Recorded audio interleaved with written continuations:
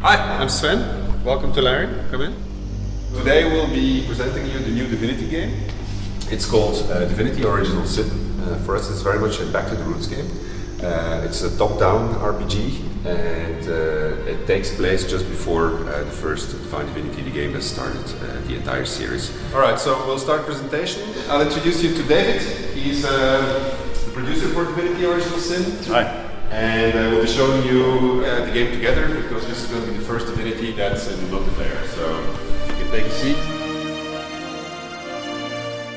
In the game you control a party which initially consists of two protagonists. The first being a woman that's been recently resurrected.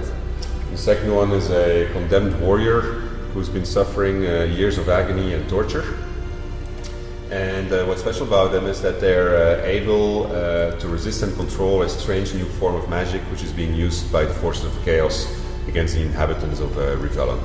We're joined in multiplayer, and in single player you control both these characters. We're making the world highly interactable, which means that everything that's not too heavy or that's not nailed to the ground, you can move it around, you can use it, you can pick it up, you can destroy it. As an example, you got this mushroom which I can pick up, and then I can apply it to my sword, and my sword now has a couple of poisonous charges, which might be an interesting thing to do just as you enter combat. The game has a reputation and attitude system, so you have to be careful with whose property you mess around with. You can't just go around and open and move and pick up stuff that belongs to someone, because that has consequences. Well, of course, if they can't see you, you can pretty much do whatever you want. Our ambition is to recreate that tabletop RPG feeling in which the entire party is involved in decision making. And that's why we introduced this cooperative dialogue system. So for instance, here we're in a dialogue with a skeleton bomber and he's pleading for his life.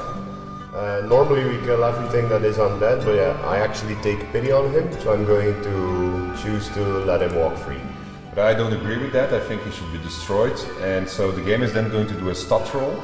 And in this case, David actually wins the day and he gets to make whatever decision he wants.